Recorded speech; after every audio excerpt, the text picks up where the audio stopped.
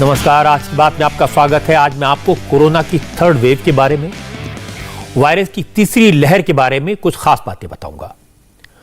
Corona की third wave का peak कब आएगा, जब ये पीक आएगा तो केसेस का नंबर कहां तक पहुंचेगा, सवाल यह भी कि कोरोना केसेस बढ़ने की रफ्तार आखिर कब कब होगी, कब केसेस बढ़ना बंद होंगे, और सबसे बड़ी बात यह कि कोरोना की थर्ड वेव से मुक्ति कब मिलेगी, तीसरी लहर से पीछा कब छूटेगा। इन सारे सवालों के साइंटिफिक जवाब हैं और ये जवाब उन एक्सपर्ट्स ने दिए हैं जिनकी कैलकुलेशन सेकेंड वेव के टाइम पर सही साबित हुई थी। तो सबसे बड़ी बात मैं आपको सबसे पहले बताता हूं। एक्सपर्ट्स ने दावा किया कि कोरोना की थर्ड वेव मार्च के दूसरे हफ्ते तक पूरी तरह से खत्म हो जाएगी। 10 मार्च तक एक्सपर्ट कह रहे हैं कोरोना की तीसरी लहर खत्म हो चुकी होगी। 10 मार्च के बाद हालात नॉर्मल हो सकते हैं। अब तक जो ट्रेंड है, जो डेटा है, उसके एनालाइज करने के बाद साइंटिस्ट ने कोरोना के संकट के बारे में ऐसी कई बातें बताई हैं जो राहत देने वाली हैं। जैसे दिल्ली, मुंबई और कोलकाता, जो इस वक्त कोरोना की कैपिटल बने हुए हैं, एपी सेंटर हैं, जहां सबसे रफ्तार से केसेस आ रहे हैं, वहां हालात सबसे पहले ठीक होंगे। एक्सपर्ट्स का दावा है कि दिल्ली में, मुंबई में, कोलकाता में तो इस महीने के आखिर तक हालात ठीक होना शुरू हो सकते हैं। यानी जनवरी खत्म होते होते इन 3 बड़े शहरों में कोरोना के केसेस बढ़ना बंद हो जाएंगे। इस बात की पूरी संभावना है। लेकिन इसका मतलब यह नहीं कि हम निश्चिंत हो जाएं। यह ध्यान रखिए, हालात जब ठीक होंगे तब होंगे।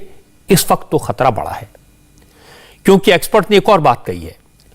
उन्होंने कहा कि इन 3 शहरों में अभी कोरोना की थर्ड वेव का पीक नहीं आया है, पराकाष्ठा नहीं आई है, यानी केसेस अभी और तेजी से बढ़ेंगे।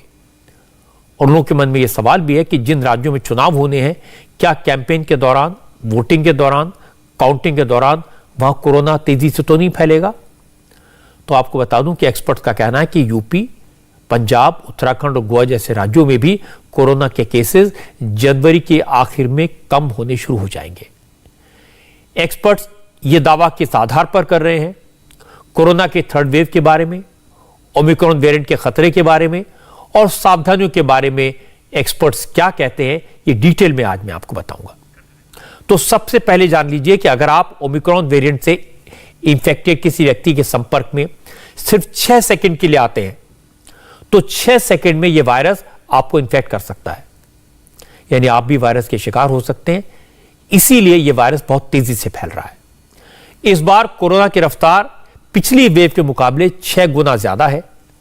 कोरोना का ओमिक्रॉन वेरिएंट डेल्टा वेरिएंट से कम घातक है, लेकिन फैलता 3 गुना तेजी से है। देश भर में पिछले 24 घंटे के दौरान कोरोना के करीब 1,80,000 नए केसेस सामने आए हैं।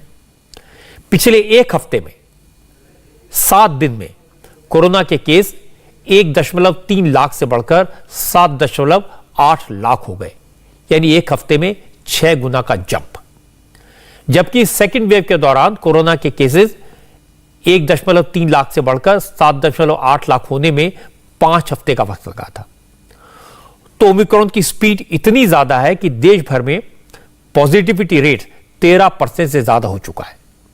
दिल्ली, मुंबई, कोलकाता और बेंगलुरु जैसे बड़े शहरों में पॉजिटिविटी रेट आजकल 25% से ज्यादा है।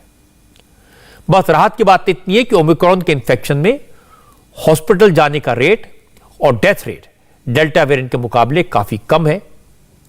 एक्सपर्ट्स का दावा है कि जितनी रफ्तार से ओमिक्रॉन वेरिएंट बढ़ रहा है, यह वायरस उतनी ही तेजी से खत्म भी होगा, उतनी ही रफ्तार से कम हो जाएगा। आईआईटी कानपुर में कोरोना के पैटर्न पर स्टडी हुई है। आईआईटी के प्रोफेसर मनिंदर अग्रवाल ने बताया है कि देश में कोरोना की थर्ड वेव का पीक अब ज्यादा दूर नहीं है, कुछ ही दिनों की बात है। अनुमान यह है कि जनवरी के अंत या फरवरी के पहले हफ्ते तक भारत में कोरोना की थर्ड वेव पीक पर होगी और उस वक्त एक दिन में कोरोना के 4 से 8 लाख तक नए केसेस आ सकते हैं। क्योंकि केसेस की संख्या बढ़ेगी तो उसी रेशो में गंभीर मामलों की संख्या भी बढ़ेगी। उस वक्त देश में 1.5 लाख हॉस्पिटल बेड्स की जरूरत होगी। भारत में हमारा अंदाज अभी थोड़ा प्रिलिमिनरी है, क्योंकि हमारा मॉडल को कुछ दिनों का डेटा चाहिए होता है जब वो ज्यादा अच्छे से प्रिडिक्शन कर पाता है। भारत का डेटा अभी कुछ दिन का और इसलिए हमें चाहिए, लेकिन कुछ प्रिलिमिनरी, जैसे मैंने कहा, हम अंदाज हमारा ये है कि इस महीने के अंत तक अपने उच्चतम स्तर पे ये तीसरी वेव होगी। उसके बाद तेजी से संख्या कम होनी शुरू हो जाएगी। जहां तक कितनी ऊंचाई तक जाएगी, तो अभी हम केवल ये अंदाज सकते हैं कि दूसरी वेव की पीक जो थी उससे कुछ अधिक ही होगी। कितना अधिक होगी ये हम अभी कुछ दिनों का इंतजार करना पड़ेगा, तब हम बता पाएंगे। लेकिन हमारा अंदाज ये है कि तेजी से इस महीने के बाद नीचे आएगी और मार्च के मध्य तक वेव लगभग समाप्त हो जाएगी। अब ये बड़ी राहत की बात है कि कोरोना का टेंशन 20 दिन में कम होना शुरू हो जाएगा। लेकिन फिलहाल सबसे ज्यादा फोकस 3 शहरों दिल्ली, मुंबई और कोलकाता पर है। दिल्ली में आज 19,000 से ज्यादा नए केसेस आए। संडे को आमतौर पर टेस्टिंग कम होती है, इसलिए केस कम आते हैं। हालांकि पॉजिटिविटी रेट 25% से ज्यादा है। मुंबई में पिछले 24 घंटे में 13,648 केसेस आए। इन दोनों शहरों में पॉजिटिविटी रेट 25% से ज्यादा हो गया है। लेकिन आईआईटी कानपुर के मॉडल के मुताबिक दिल्ली, मुंबई और कोलकाता में ये हालात ज्यादा दिन तक नहीं रहेंगे। इन 3 शहरों में थर्ड वेव की पीक 15 जनवरी तक आ सकती है, यानी अभी 5 दिन तक केसेस बहुत तेज रफ्तार से बढ़ेंगे। 15 जनवरी तक दिल्ली में रोज 40 से 50,000 तक कोरोना के नए केसेस आएंगे, जबकि मुंबई में जब कोरोना केसेस पीक पर पहुंचेंगे तो यहां रोज कोरोना के केसेस की रफ्तार 35 से 40,000 तक पहुंच सकती है। इसके बाद केसेस में कमी आने की उम्मीद है, ये साइंटिस्ट कह रहे हैं, ये एक्सपर्ट्स कह रहे हैं। इन 3 बड़े शहरों में एक चिंता की बात यह है कि यहां डॉक्टर्स और पुलिस वाले बड़ी संख्या में पॉजिटिव हो रहे हैं। दिल्ली में करीब 1,000 पुलिस वाले कोविड का शिकार हो चुके हैं। मुंबई में भी 150 से ज्यादा पुलिसकर्मी कोरोना की चपेट में आ गए हैं। आईआईटी कानपुर के मॉडल के मुताबिक दिल्ली और मुंबई में जनवरी के 3rd वीक में तीसरे हफ्ते तक थर्ड वेव का पीक आ सकता है। इस दौरान दिल्ली और मुंबई में 13 से 15,000 बेड की जरूरत पड़ सकती है। जब हम बड़े शहरों की बात करते हैं, दिल्ली, मुंबई, कोलकाता, जहां पे कई दिन हो गए इस लहर को प्रारंभ हुए, तो वहां इन तीनों शहरों में हमारे अंदाज के अनुसार इस महीने के बीच में, यानी अगले कुछ दिनों में ही अपने उच्चतम स्तर पे ये लहर पहुंच जाएगी और उसके बाद बहुत तेजी से नीचे जाना प्रारंभ होगी और इस महीने के अंत तक लगभग समाप्त हो जाएगी। वैक्सीनेशन का एक बहुत बड़ा फायदा जो लगातार देखा गया है कि आपको इन्फेक्शन से चाहे ये ना रोक पाए, लेकिन वो ज्यादा तीव्र नहीं होने देता बीमारी को, तो हल्की बीमारी होके ही चली जाती है, तो कुछ खास असर नहीं पड़ता। और यही हम देख रहे हैं इस वेव में। एक बड़ी अच्छी चीज जो ये है कि लगभग सभी जो बीमार हो रहे हैं वो बहुत हल्की बीमारी होकर ठीक हो जा रहे हैं। तो उसका कारण बहुत बड़ा ये है कि हमारे देश में बहुत अच्छे स्तर पे वैक्सीनेशन हो चुका है। साथ ही साथ पिछली वेव डेल्टा की जब बहुत तेजी से बहुत अधिक फैली थी, तो उसकी बहुत लोगों में इम्यूनिटी आ गई है इन्फेक्शन, तो उसका भी फायदा मिल रहा है। ज्यादातर डॉक्टर्स बताते हैं कि इस बार कोरोना के इतनी तेजी से बढ़ने के 2 कारण हैं। पहला तो ये कि ये ओमिक्रॉन वेरिएंट बहुत तेजी से फैलता है, और दूसरा ये कि ओमिक्रॉन वेरिएंट कम घातक है, इससे लोगों में डर कम है। एक्सपर्ट्स मानते हैं कि ओमिक्रॉन वेरिएंट के ज्यादातर केसेस एसिम्प्टोमेटिक हैं, यानी मरीज को पता ही नहीं चलता कि वो इन्फेक्शन का शिकार हो गया है। उसे इन्फेक्शन होता है और वो ठीक भी हो जाता है, पता ही नहीं लगता। लेकिन एसिम्प्टोमेटिक मरीज अनजाने में ही दूसरे लोगों में इन्फेक्शन ट्रांसफर कर देते हैं। जो सिम्प्टोमेटिक केसेस हैं, यानी जिन्हें बुखार, बदन दर्द और पेट खराब होना या गले में खराश या खांसी जुकाम जैसे सिम्टम्स आ रहे हैं, वो मरीज ज्यादातर घर पर ही 3 से 6 दिन के बीच बिना किसी दवा के ठीक हो जाते हैं। कुछ केसेस में तो 7 दिन में रिपोर्ट नेगेटिव आ रही है। बहुत कम केसेस ऐसे हैं जिन्हें हॉस्पिटल में एडमिट करने की जरूरत पड़ रही है। इसलिए कोरोना के केसेस बढ़ने के बावजूद लोग जल्दी ठीक हो रहे हैं, 6-7 दिन में ठीक हो रहे हैं, और हॉस्पिटलाइजेशन का रेट काफी कम है। दिल्ली में कोरोना के 60,733 एक्टिव केसेस हैं।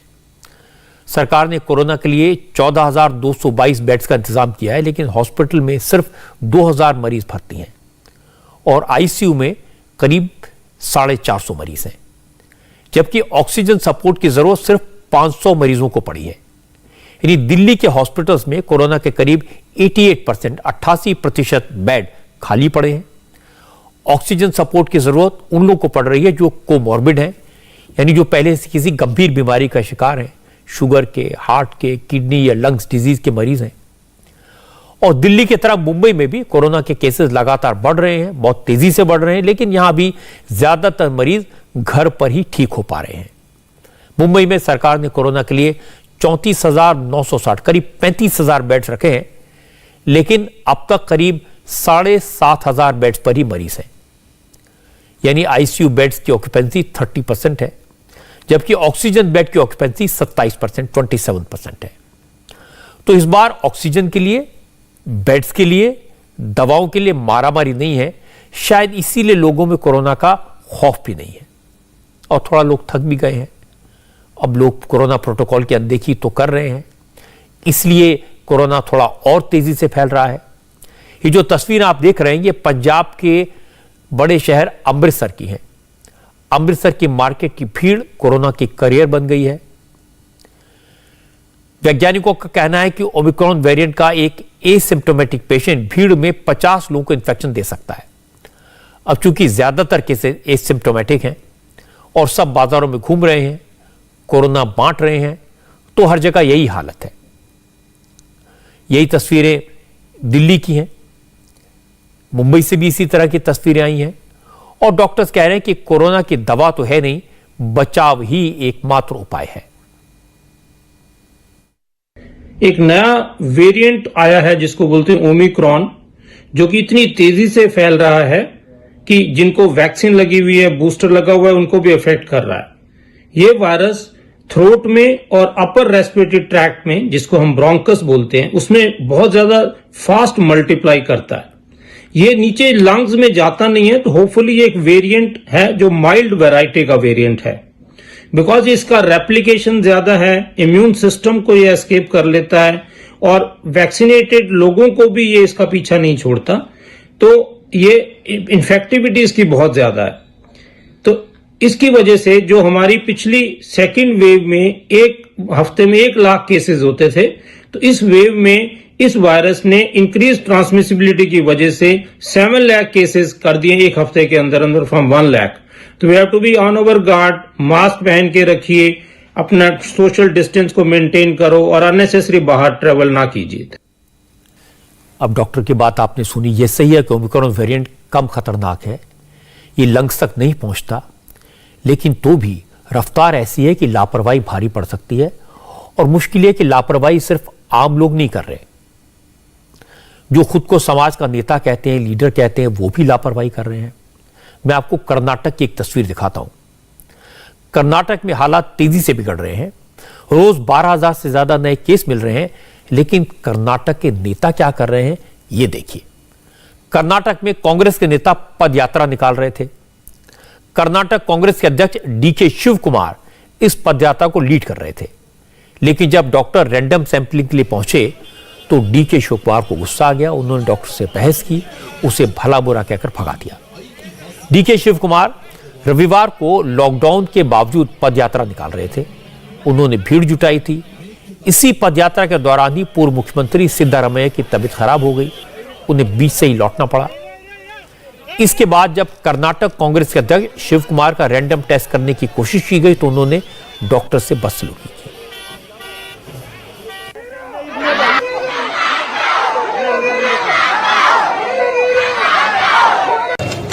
ಏರ್ಪೋರ್ಟ್ ಇಂದ ಬಂದಂತ ಹೊರಗಡೆ ಇರೋದನ್ನ ಓಡಾಡ್ಲಿ, ಏನ್ ಟೆಸ್ಟ್ ಮಾಡೋದು, ಏನ್ ನನ್ನ ಟೆಸ್ಟ್, ಅವ್ನು ಬೇಕಾದ್ರೆ ಟೆಸ್ಟ್ ಮಾಡಿಸ್ಕೊಳ್ಳಿ, ಯು ಕಮ್ ವಿತ್ ರೆಸ್ಪೆಕ್ट। इससे पहले शिव कुमार एक बार डॉक्टर को थप्पड़ भी मार चुके हैं।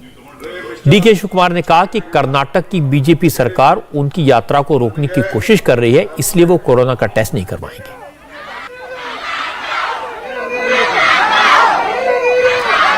बिना मास्क लगाए हुए शिव कुमार बच्चों से भी मिले, उनको भी रिस्क में डाला। हालांकि जब शिव कुमार से इस बारे में पूछा गया तो वो उल्टे राज्य की बीजेपी सरकार पर आरोप लगाने लगे। That home minister conduct A case first. ಯಾರಿಗೆ ಎದುರಿಸ್ತಾ ಇದ್ದಾರೆ ಹೋಮ್ ಮಿನಿಸ್ಟರ್?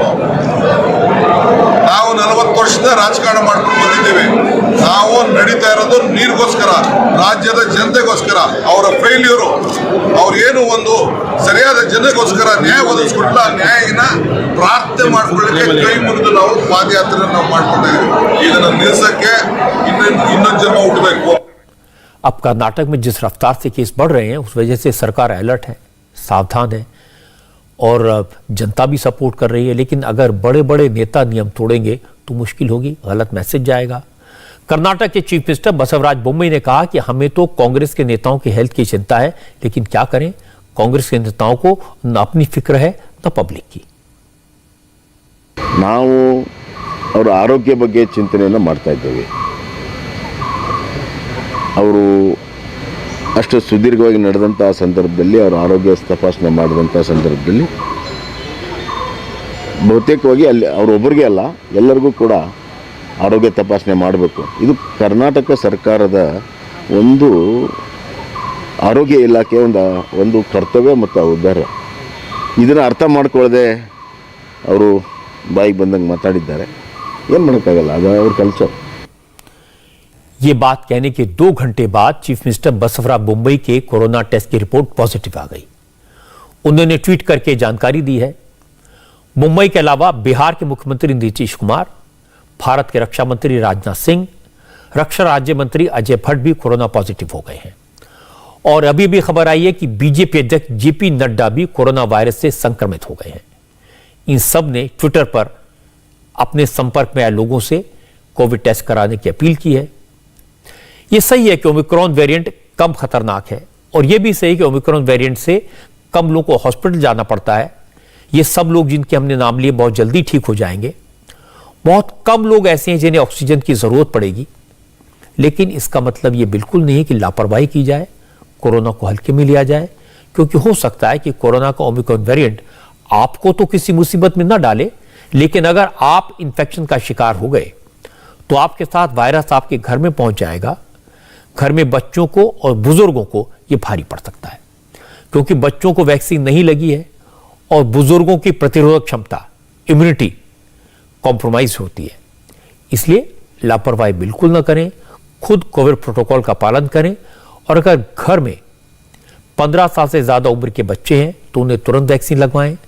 अगर घर पर 60 साल से ज्यादा उम्र के बुजुर्ग हैं जो कोमॉर्बिड हैं, जिन्हें कोई गंभीर बीमारी है, तो उन्हें वैक्सीन की दोनों डोज लगे हुए अगर 9 महीने बीत गए हो तो उन्हें तुरंत बूस्टर डोज लगवानी चाहिए.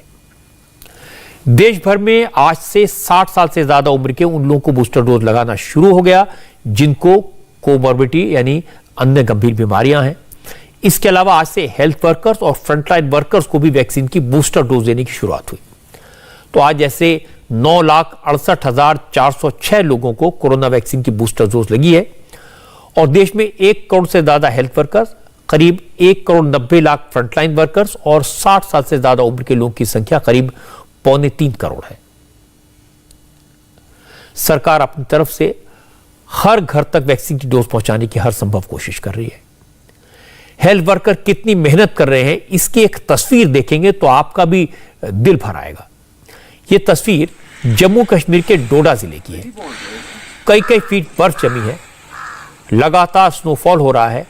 बर्फबारी के बीच कड़कड़ाती ठंड में हेल्थ वर्कर वैक्सीनेशन के लिए घर घर जाकर दरवाजा खटखटा रहे हैं. जिस वक्त मैं आपसे बात कर रहा हूं उस वक्त हमारे देश में वैक्सीन की करीब 153 करोड़ डोज लगाई जा चुकी हैं और ये इसी तरह के हेल्थ वर्कर की वजह से संभव हुआ. वैक्सीनेशन बहुत जरूरी है.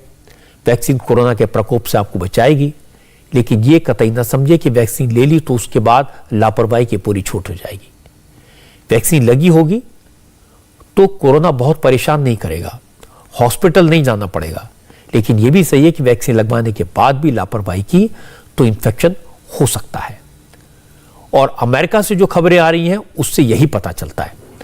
अमेरिका में तो सबसे ज्यादा वैक्सीनेशन हुआ है, सबसे पहले वैक्सीनेशन शुरू हुआ था. वहां का मेडिकल सिस्टम बहुत एडवांस्ड है, लेकिन वहां के लोगों ने भी जब आप लापरवाही की तो नतीजा यह है कि अब अमेरिका में हर दिन 3 लाख के आसपास नए कोविड इन्फेक्शन मिल रहे हैं। आज अमेरिका में 2,95,000 से ज्यादा कोरोना के नए केस मिले। इसके साथ ही अमेरिका में टोटल कोविड इन्फेक्शन की संख्या 6 करोड़ को पार कर गई, यानी हर 5वां अमेरिकी, 5th अमेरिकन कोरोना का शिकार हो चुका है। अमेरिका में इस वायरस से मरने वालों की संख्या 8,37,000 हो गई है, जो काफी चिंता की बात है। इस वक्त अमेरिका में कोरोना के 1,81,00,000 से ज्यादा एक्टिव केसेस हैं। अमेरिका जैसे हालात ब्रिटेन, फ्रांस और इटली में भी हैं, जबकि इन देशों में 70% से ज्यादा आबादी को कोरोना का टीका लग चुका है। फिर भी ब्रिटेन में हर दिन लगभग 1.5 लाख नए केसेस सामने आ रहे हैं। हालात इतने खराब है कि हेल्थ सिस्टम को सपोर्ट करने के लिए आर्मी को बुलाना पड़ा है। हालांकि आम लोगों की मदद कर रहे आर्मी की टीम के कुछ मेंबर्स भी कोरोना वायरस की चपेट में आ गए हैं। अमेरिका, ब्रिटेन, फ्रांस और इटली जैसे देशों का हेल्थ इंफ्रास्ट्रक्चर हमारे देश के इंफ्रास्ट्रक्चर से बहुत बेहतर है, बहुत बरसों से अच्छा है, लेकिन लोगों की लापरवाही के कारण वहां का इंफ्रास्ट्रक्चर चरमरा गया है, जवाब देने लगा है। इसीलिए कहता हूं कि सावधान रहिए, बहुत सावधान रहने की जरूरत है। सरकारी एजेंसियां तो सावधान हैं, लेकिन नेताओं को और आम लोगों को भी हालात की गंभीरता को समझने की जरूरत है, खासकर उन राज्यों में जहां चुनाव होने हैं। उत्तर प्रदेश, उत्तराखंड, पंजाब, गोवा और मणिपुर में चुनाव आयोग ने तमाम तरह की पाबंदियां लगाई हैं। फिलहाल रैलियां बंद हैं। आज उत्तर प्रदेश के मुख्यमंत्री योगी आदित्यनाथ ने लखनऊ में इंटीग्रेटेड कोविड कमांड सेंटर का दौरा किया। योगी ने लोगों से कहा कि 3rd वेव के दौरान अलर्ट रहें और खुद को सुरक्षित रखें। कोरोना महामारी की तीसरी लहर यानी 3rd वेव आ चुकी है। अब तक के जितने भी कोविड पॉजिटिव के केसेस उत्तर प्रदेश में अब तक आए हैं, हमारे पास इस समय 33,900 एक्टिव केस उत्तर प्रदेश में हैं। आज सुबह तक के ये 33,900 में से 99% मामले ऐसे हैं जिसमें ज़्यादातर असिम्प्टोमेटिक हैं, यानी कोई लक्षण दिखाई नहीं दे रहा है। पार्टी PCR की जांच कराने के बाद उसमें ये मामले देखने को मिले हैं। स्वाभाविक रूप से सतर्कता और सावधानी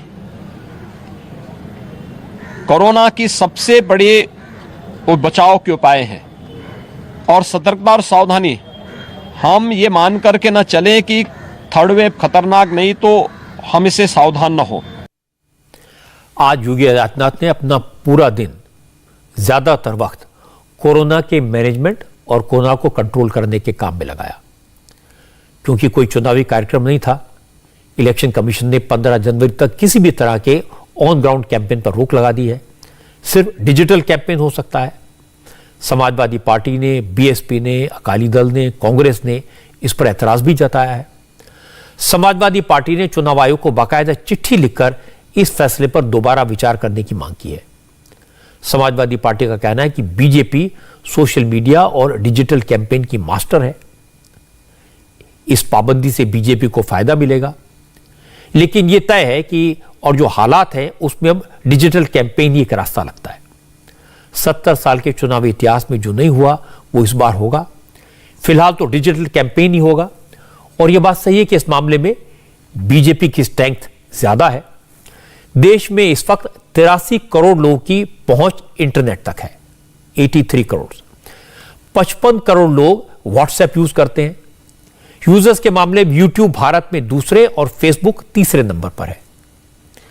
भारत में यूट्यूब चलाने वाले यूजर्स की संख्या करीब 46 करोड़ है और 42 करोड़ यूजर्स फेसबुक का इस्तेमाल करते हैं। इंस्टाग्राम के करीब 21 करोड़ यूजर्स हैं और यह देश में चौथा सबसे बड़ा सोशल मीडिया प्लेटफॉर्म है। जिस ट्विटर की सबसे ज्यादा चर्चा होती है न्यूज में, उसे भारत में करीब 1.25 करोड़ यूजर्स हैं। और खास बात यह है कि इन सोशल मीडिया प्लेटफॉर्म पर बीजेपी की, प्रधानमंत्री मोदी की मौजूदगी सबसे मजबूत है, सबसे ज्यादा है। मैं आपको बता देता हूं, ट्विटर पर फॉलोअर्स की संख्या में नरेंद्र मोदी दुनिया में नंबर 1 है, टॉप पर है। करीब 7.5 करोड़ फॉलोअर्स के साथ मोदी दुनिया के मोस्ट फॉलोड एक्टिव लीडर हैं। बाकी कई सारे इंडियन लीडर्स को मिलाकर उन सबके ट्विटर फॉलोअर इतने नहीं हैं जितने अकेले मोदी के हैं। अगर यूपी के नेताओं की बात करें तो यहां 1 करोड़ 68 लाख फॉलोअर्स के साथ योगी आदित्यनाथ नंबर 1 है और अखिलेश यादव के 1 करोड़ 53 लाख फॉलोअर्स हैं, नंबर 2 पर हैं वो। जबकि प्रियंका गांधी, मायावती और असदुद्दीन ओवैसी इस मामले में थोड़ा पीछे हैं। यही हाल फेसबुक का है। प्रधानमंत्री मोदी के 4.5 करोड़ से ज्यादा फॉलोअर्स हैं, जबकि यूपी के नेताओं में 73 लाख फॉलोअर्स के साथ अखिलेश यादव पहले नंबर पर हैं। योगी आदित्यनाथ के 66 लाख फॉलोअर्स हैं, जबकि मायावती का ऑफिशियल फेसबुक अकाउंट है ही नहीं। और देश में फेसबुक की जैसी लोकप्रियता है, उसे देखते हुए कहा जा सकता है कि डिजिटल इलेक्शन कैंपेन में फेसबुक का रोल काफी इंपॉर्टेंट होगा। पिछले कुछ साल में जिस सोशल मीडिया प्लेटफॉर्म ने सबसे ज्यादा ग्रो किया है वो है यूट्यूब। यूट्यूब सब्सक्राइबर के मामले में बीजेपी सबसे आगे है। उसके करीब 40 लाख सब्सक्राइबर्स कांग्रेस और ऑल इंडिया MIM के यूट्यूब पर समाजवादी पार्टी से आगे होने की खबर है। वैसे तो राजनीतिक दल अपने यूट्यूब चैनल का इस्तेमाल सिर्फ अपनी पार्टियों की मीटिंग के वीडियो डालने के लिए करते हैं, लेकिन अब यूट्यूब चैनल का इस्तेमाल डिजिटल कैंपेन के लिए होगा। एक और सोशल मीडिया प्लेटफॉर्म जिसके यूजर्स आजकल बहुत तेजी से बढ़ रहे हैं वो है इंस्टाग्राम। हालांकि ग्रामीण इलाकों में इंस्टाग्राम इतना नहीं है, शहरी इलाकों में यह ज्यादा फेमस है और पॉलिटिकल एक्टिविटीज के लिए इंस्टाग्राम का इस्तेमाल उतना ज्यादा नहीं होता। ये यंग जनरेशन का ऐप माना जाता है, नई जनरेशन की भी ज्यादा लोकप्रिय है, इसलिए उन तक पहुंचने में इंस्टाग्राम अहम रोल निभा सकता है। दूसरे सोशल मीडिया प्लेटफॉर्म की तरह इंस्टाग्राम पर भी प्रधानमंत्री नरेंद्र मोदी सबसे आगे हैं। इंस्टाग्राम पर नरेंद्र मोदी के 6 करोड़ 46 लाख फॉलोअर हैं और खास बात है कि इंस्टाग्राम पर असदुद्दीन ओवैसी यूपी के चीफ मिनिस्टर योगी आदित्यनाथ को टक्कर दे रहे हैं। दोनों के करीब 26 लाख फॉलोअर हैं, जबकि अखिलेश और प्रियंका गांधी 6 और 5 लाख फॉलोअर्स के साथ काफी पीछे हैं। सोशल मीडिया प्लेटफॉर्म पर बीजेपी की जबरदस्त पकड़ है, इसलिए बीजेपी को छोड़कर बाकी पार्टियों ने डिजिटल कैंपेन के फैसले पर बहुत उत्साह नहीं दिखाया। इसीलिए जिस दिन चुनाव की तारीखों का ऐलान हुआ था उसी दिन अखिलेश यादव ने कह दिया था कि बीजेपी के पास बहुत सारे डिजिटल रिसोर्सेज हैं, इसलिए चुनाव आयोग को समाजवादी पार्टी और उनके जैसी पार्टियों की आर्थिक मदद करनी चाहिए, उनको पैसे देने चाहिए जिससे वो भी डिजिटल इलेक्शन कैंपेन कर सके। आज रामगोपाल यादव ने भी कहा कि झंडा, बैनर, पोस्टर, होर्डिंग कुछ नहीं लगा सकते, सभा, नुक्कड़ सभा, रोड शो, रैली कुछ भी नहीं कर सकते। तो क्या अखिलेश की सभाओं में उमड़ते जन सैलाब से घबराकर सरकारी पार्टी के अनुकूल सब व्यवस्था की जा रही है? मतदाता साइकिल को पहचानता है और साइकिल का ही बटन दबाएगा। क्योंकि समाजवादी पार्टी के नेता डिजिटल कैंपेन का समर्थन नहीं कर रहे, इसलिए बीजेपी के नेता कह रहे हैं कि अखिलेश यूपी का मूड समझ गए हैं, हारने वाले हैं, इसलिए बहाने बना रहे हैं। अखिलेश यादव जी जानते हैं कि 10 मार्च को वो हारने वाले हैं और इसीलिए वो बहाने रोज ढूंढ रहे हैं। कल उन्होंने एक बहाना ढूंढा कि इलेक्शन कमीशन को कोसा कि डिजिटल चुनाव जो है वो बैलेंस चुनाव नहीं होगा और हम सबको भी डिजिटल प्रचार के लिए पैसा देना चाहिए। अब आज उन्होंने फिर चुनाव आयोग को लिखा है कि जो अधिकारी हैं उत्तर प्रदेश सरकार के उनको हटाया जाए। तो रोज वो बहाने ढूंढ रहे जिससे 10 मार्च को जब वो प्रेस कॉन्फ्रेंस करेंगे तो ये कहेंगे कि देखिए मैंने बताया था ये चुनाव आयोग कर लेता तो हम लोग हारते नहीं। तो ये एक उनकी हारने के बहाने उनके इकट्ठे हो रहे हैं। अकाली दल के अध्यक्ष सुखबीर सिंह बादल ने सिर्फ डिजिटल कैंपेन की परमिशन पर ऐतराज जताया। सुखबीर ने कहा कि रैली और रोड शो पर ब्लैंकेट बैन लगाना ठीक नहीं है, चुनाव आयोग को ऑल पार्टी मीटिंग बुलाकर उनकी प्रॉब्लम सुननी चाहिए। ये एक बड़ी कॉम्प्लेक्स सिचुएशन बन गई है। जो बेचारे गरीब हैं, जो गांव में गरीब हैं, उनके पास बेचारे को लोग कोई स्मार्टफोन नहीं है, कोई साधन नहीं है, इंटरनेट नहीं है, जिससे वो उनको मालूम चल जाए, अपने व्यूज़ वो लोगों की पार्टीज़ के व्यू सुन सकें। सो ये एक जैसी है कि एक कहना बड़ा सिंपल है कि ये कर दो। इंटरनेशनल वर्ल्ड ओवर भी आपने देखा होगा, इवन अमेरिका में, even during Covid there was a full campaign, presidential election. I'm just saying they should look at every aspect of it. They should set some norms. कि if you say कि सारा कुछ ही virtual होगा, वो तो impossible है। 15 तारीख तक they let them take assessment, but they should come out with some rather than saying blanket, they should come out with some. Maybe they should have discussion with a call an all party meeting where all the stakeholders should be called and a view should be taken and come out with a consensus. Congress ने तो चुनाव आयोग को BJP की team का 12th man बता दिया। कांग्रेस के प्रवक्ता जयवीर शेरगिल ने कहा, इलेक्शन कमीशन के फैसले से ऐसा नहीं लगना चाहिए कि वो बीजेपी के पक्ष में बैटिंग कर रहा है। जो आने वाले चुनाव हैं, चुनाव आयोग एक रेफरी, एक अंपायर का रोल अदा करे, किसी भी टीम का साइड ना ले, एक निष्पक्ष फ्री एंड फेयर इलेक्शन का जो वादा है उसको पूरा करें। और दूसरा, चुनाव आयोग की अहम जिम्मेदारी है किसी भी राजनीतिक दल की शक शंका अगर किसी भी कार्य को लेके है, किसी भी नियम को लेके है, किसी भी जो हो रहा है किसी भी राज्य में, उसको दूर करें। आज कई ऐसे हादसे हो चुके हैं जो दिखाया है कई बार चुनाव आयोग जो भाजपा है उनका 12वां खिलाड़ी खेलने का काम करती है। तो मुझे लगता है एक संवैधानिक पोस्ट होने के चलते चुनाव आयोग की जिम्मेदारी है हर राजनीतिक दल को एक प्लेइंग फील्ड दी जाए। कांग्रेस, समाजवादी पार्टी, अकाली दल, इन सब की चिंता वाजिब है और सबकी बात सही है कि डिजिटल कैंपेन के मामले में बीजेपी बहुत आगे है। बीजेपी मजबूत स्थिति में इसलिए है क्योंकि प्रधानमंत्री नरेंद्र मोदी डिजिटल कैंपेन के मास्टर हैं। इसकी वैल्यू को कई साल पहले समझ गए थे। वो टेक्नोलॉजी के साथ चलते रहे हैं, फ्लेवर को समझते हैं। मोदी ने 2012 के गुजरात विधानसभा इलेक्शन में डिजिटल कैंपेन शुरू किया था। 2012 में मोदी ने 3D वर्चुअल रैलियां की थी, जब इसके बारे में कोई सोच भी नहीं सकता था। इन रैलियों में नरेंद्र मोदी होलोग्राम टेक्निक के साथ एक साथ कई जगह मंच पर नजर आते थे, चुनावी रैलियां करते थे।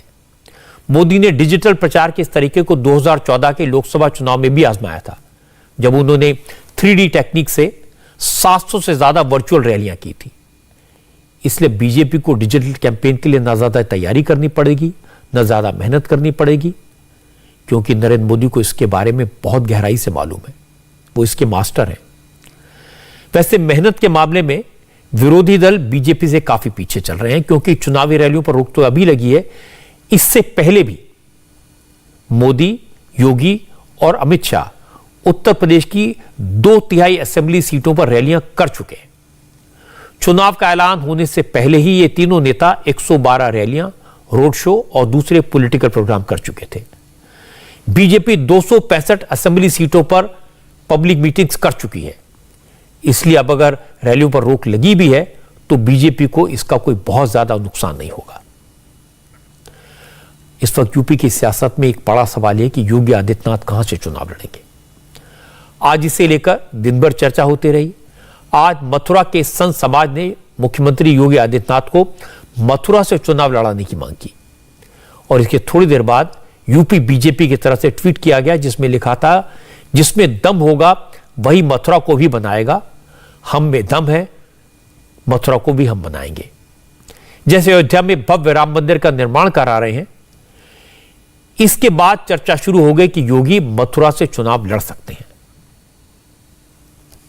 आज का प्रस्ताव ये है कि पूरी यहाँ से जो हमारे मुख्यमंत्री योगी जी का और संत समाज का जो अपमान करता है उसका बहिष्कृत किया जाए समाज से। संत समाज की मांग है आदित्यनाथ योगी मुख्यमंत्री उत्तर प्रदेश ये जरूर यहाँ से चुनाव लड़ें और हम संत समाज तन मन धन से उनका समर्थन करेंगे। क्या आधिकारिक तौर पर भी कोई खत लिखा जाएगा या सिर्फ मीडिया के सामने बाइट? नहीं, अभी हमारा प्रस्ताव पारित हुआ है और आधिकारिक रूप से भारतीय जनता पार्टी को कागज दिया जाएगा संत समाज की ओर से कि यहाँ पे मुख्यमंत्री आदित्यनाथ योगी को मथुरा विधानसभा से चुनाव लड़ाया जाए। क्यों धर्मयोगी और कर्मयोगी दो हैं।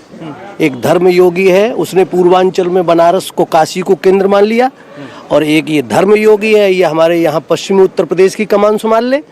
तो यहाँ पर ये वृंदावन ही एक मुख्य ऐसी जगह है जो देश का केंद्र बिंदु पश्चिम से आता है, वो पूरब से आता है। जब धर्मयोगी कर्मयोगी दोनों मिल जाएंगे तो सत्ता उनके हाथ में होगी, संस्कृति और संरक्षण की संरक्षण हो जाएगी। आपको लग रहा है कि अब की बार मथुरा और वृंदावन चुनावों की धुरी तय करेंगे? मथुरा वृंदावन ही चुनाव की धुरी तय नहीं करेंगे, सनातन धर्म पूरा चुनाव की धुरी तय करेगा, और भारतीय जनता पार्टी पूर्ण बहुमत से भी ज्यादा सरकार सत्ता में लाएगी सीटें। संतों को चिलमची कहने वाला, राम भक्तों पे गोली चलाने वाला, अपने बाप का सगाना होने वाला, ये और किसी पार्टी में हो भी, इन्हीं पार्टियों में हो सकता है। ओबीसी जैसा, ये सपा जैसा, ये कांग्रेस जैसा। लेकिन बीजेपी ने अब सब पूरे भारत जान गया है कि हिंदुत्व की बात कौन करता है, धर्म की बात कौन करता है, सनातन धर्म की बात कौन करता है। ये हमारे संवाददाता पवन नारा थे जो आज मथुरा में साधु संतों से बात कर रहे थे। इसके बाद पवन ने मथुरा के आम लोगों से बात की। मथुरा के लोगों की बात सुनकर आपको शायद थोड़ा बहुत अंदाजा लग जाएगा कि वहां पर लोगों का मूड क्या है।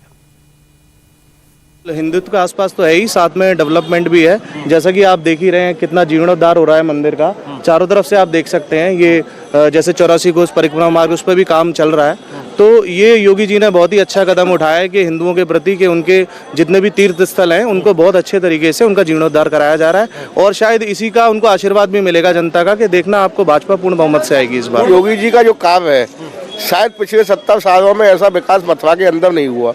आप देख रहे हो ये छोटा सा क्षेत्र है, जन्मभूमि क्षेत्र में भी आप देख रहे हो कितना बड़ा विकास कार्य अब भी चल रहा है, और सर्व समाज का जो है काम बीजेपी ने जो किया है, निश्चित रूप से उसका फायदा आने वाले समय में बीजेपी को मिलेगा। तो क्या ये हम मान के चलें कि ये चुनाव हिंदुत्व के आसपास हो रहा है? बिल्कुल हो रहा है, और होना भी चाहिए। क्यों नहीं होना चाहिए? अखिलेश पिछली बार 5 साल रहे सरकार में, हिंदुओं का नामो निशान था क्या कहीं? ये बात सही है कि योगी आदित्यनाथ ने मथुरा का विकास तो कराया है, और यह भी सही कि मुख्यमंत्री बनने के बाद योगी ने हर साल होली मथुरा में और दीपावली अयोध्या में मनाई। मुख्यमंत्री बनने के बाद योगी आदित्यनाथ ने 19 बार मथुरा का दौरा किया है, जबकि 33 बार अयोध्या में रामलला के दर्शन किए, और काशी तो आप जानते हैं वो अक्सर जाते रहते हैं। तो पिछले 15 दिन में वो 2 बार काशी जा चुके हैं। इसलिए इस बार चुनाव में अयोध्या, मथुरा और काशी की चर्चा होगी, खूब बात होगी। क्योंकि बीजेपी को इससे परहेज भी नहीं है, योगी आदित्यनाथ तो इसमें गौरव महसूस करते हैं। शायद इसीलिए अखिलेश यादव को भी कहना पड़ा कि वो भी अयोध्या जाएंगे, वो भी रामलला के दर्शन करेंगे, और ये भी कहा कि भगवान कृष्ण उनके सपने में आते हैं। और अखिलेश यादव ब्राह्मणों को खुश करने के लिए भगवान परशुराम की कई बार बात कर रहे थे, लेकिन आज अखिलेश के लिए एक बुरी खबर आई। ब्राह्मणों को लुभाने के लिए अखिलेश ने 2 जनवरी को लखनऊ में पूर्वांचल एक्सप्रेसवे के किनारे भगवान परशुराम के मंदिर का उद्घाटन किया था।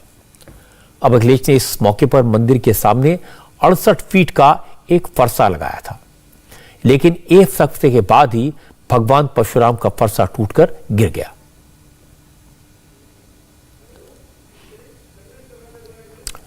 फरसा गिरा, इसकी तस्वीरें सोशल मीडिया पर वायरल हुई तो बीजेपी नेताओं ने समाजवादी पार्टी और अखिलेश पर हमला शुरू कर दिया। बीजेपी नेता ट्वीट करके समाजवादी पार्टी पर तंज कसने लगे।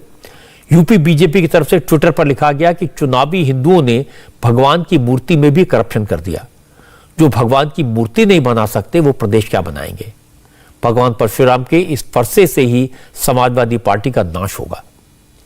यूपी के deputy chief minister Keshav Prasad Maurya और दिनेश शर्मा ने भी कहा कि भगवान को अखिलेश की झूठी भक्ति पसंद नहीं आई। भगवान परशुराम जी श्री अखिलेश यादव जी के ऊपर, समाजवादी पार्टी के ऊपर क्रोधित हो गए। फरसा गिरा है, भला उनके ऊपर नहीं गिरा, बच गए।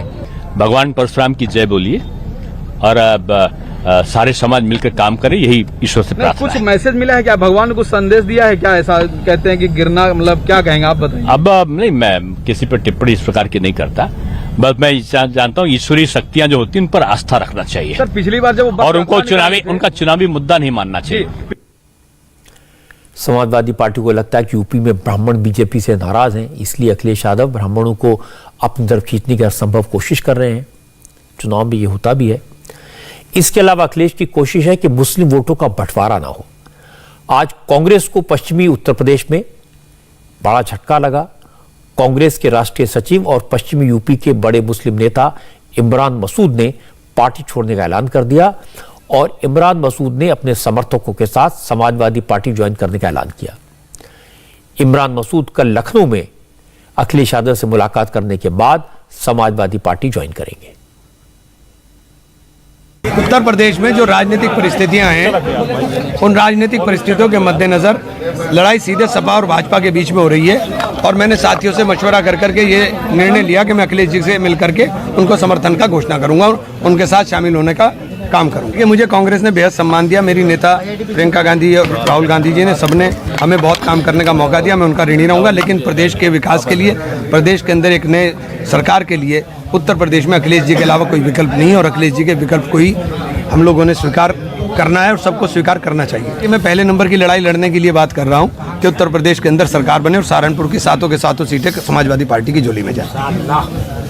इमरान मसूद कहाँ से चुनाव लड़ेंगे? कहीं से भी नहीं, ये निर्णय तो बयान नहीं होता है, निर्णय पार्टी का है। अगर लड़ाएंगे लड़ूंगा, नहीं लड़ाएंगे नहीं लड़ूंगा।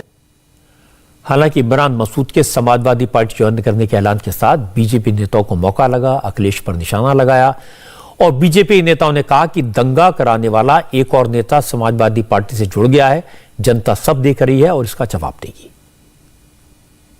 आजम खां, अतीक, मुख्तार एक उसी कड़ी में जो दंगा कराने वाला व्यक्ति है, जो समाज को तोड़ने वाला है, समाज को गुमराह करने वाला है, वह व्यक्ति एक कड़ी और अखिलेश से जुड़ गई है।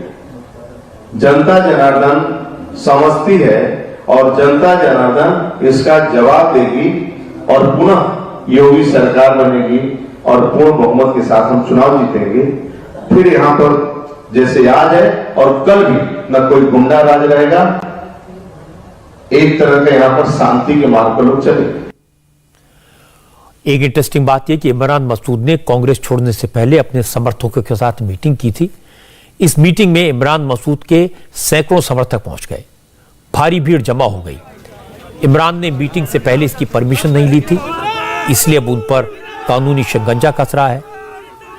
इमरान मसूद के खिलाफ कोड ऑफ कंडक्ट के वायलेशन और कोरोना गाइडलाइंस का पालन न करने के आरोप में एफआईआर दर्ज कर दी गई है।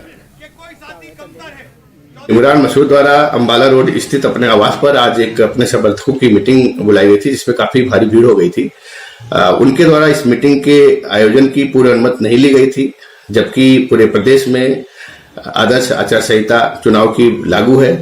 इसके अलावा कोविड-19 के दृष्टिगत जो गाइडलाइंस है उसका भी पालन नहीं किया जा रहा था। भीड़ थी, मास्क नहीं लगाए थे, सोशल डिस्टेंसिंग का ध्यान नहीं रखा जा रहा था। इमरान मसूद सहित 10 लोगों को नामजद करते हुए कुल 300 अन्य अज्ञात समर्थकों के खिलाफ आईपीसी और महामारी अधिनियम के धाराओं के अंतर्गत एक अभियोग दर्ज किया गया है। अखिलेश यादव ने छोटी छोटी पार्टियों को साथ लेने की कोशिश की है। पश्चिमी उत्तर प्रदेश में उन्हें काफी उम्मीद है, तो यहां वो चाहते हैं कि यादव, मुस्लिम और जाट वोट बटे नहीं, एक साथ रहें। उसी रणनीति पर काम कर रहे हैं। अखिलेश को लगता है कि किसान आंदोलन की वजह से जाट बीजेपी से नाराज हो सकते हैं और अगर ये समाजवादी पार्टी के साथ आ जाएं तो बात बन जाएगी। लेकिन बीजेपी की कोशिश साफ है, हिंदू वोटों को एकजुट रखा जाए। और योगी आदित्यनाथ इशारों इशारों में बात कह देते हैं। कल उन्होंने कहा था कि अब लड़ाई 80% और 20% के बीच है। आज की एक और बड़ी खबर है कि पंजाब और हरियाणा हाईकोर्ट में आज पंजाब सरकार को तगड़ा झटका लगा। हाईकोर्ट ने अकाली दल के नेता बिक्रम सिंह मजीठिया की अग्रिम जमानत की याचिका मंजूर कर ली।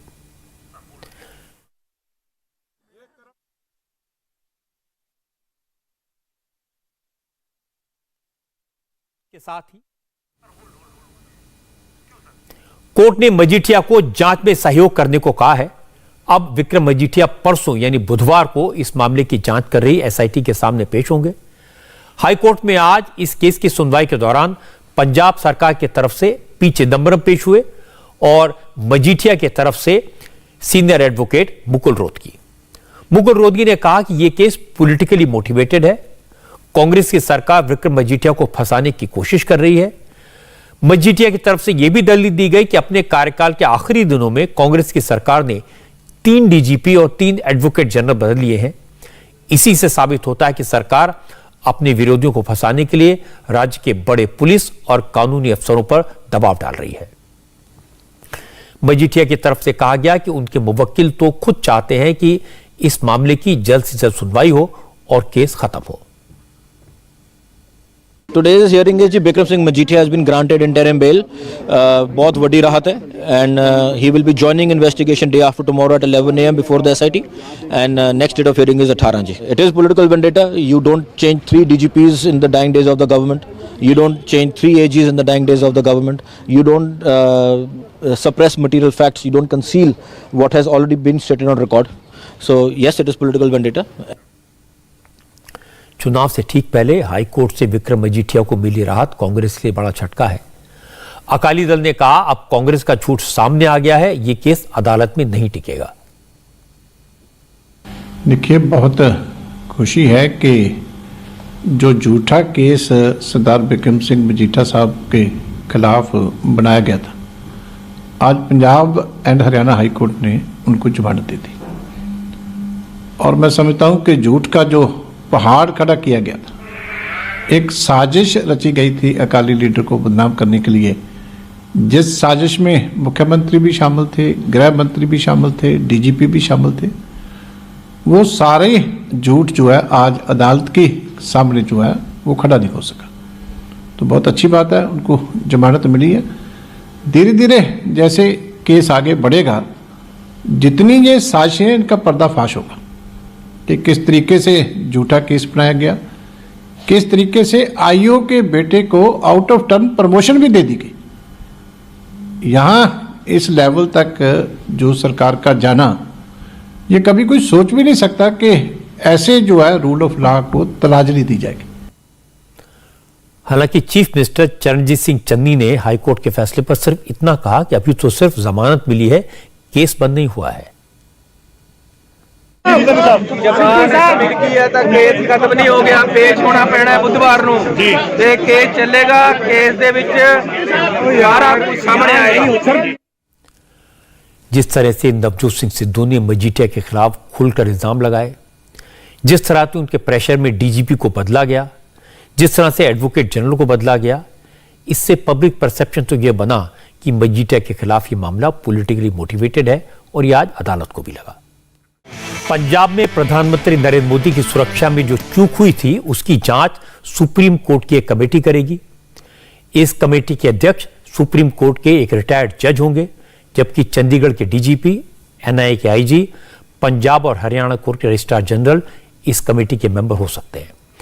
आज chief justice of India NV Ramana की अध्यक्षता वाली बेंच के सामने इस केस की सुनवाई हुई। इसी के बाद सुप्रीम कोर्ट ने तय किया इस घटना की जांच के लिए पंजाब सरकार और केंद्र सरकार ने जो अपनी अपनी कमेटियां बनाई हैं, उनका काम रोक दिया जाए। हालांकि केंद्र सरकार ने कहा कि इस मामले की जांच के लिए उसने जो कमेटी बनाई है, पहले उसकी रिपोर्ट आ जाने दी जाए। केंद्र सरकार इस रिपोर्ट को सुप्रीम कोर्ट को सौंपेगा। सुप्रीम कोर्ट उस रिपोर्ट को रिव्यू करने के बाद आगे का एक्शन ले। लेकिन पंजाब सरकार ने कहा उसे केंद्र सरकार की जांच पर कोई भरोसा नहीं है, क्योंकि इसमें एसपीजी के अफसर भी शामिल हैं।